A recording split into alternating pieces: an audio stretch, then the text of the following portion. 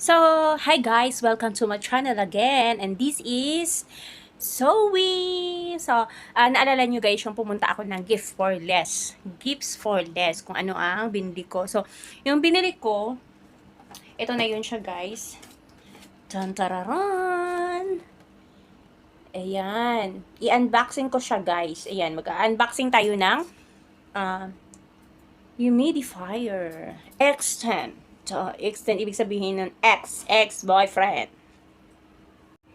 So, ito ay kaabang-abang dahil mamaya ay bukas pala ay iba-vlog ko siya. So, yun guys. Abangan ang susunod na kabanata. Ang kaabang-abang.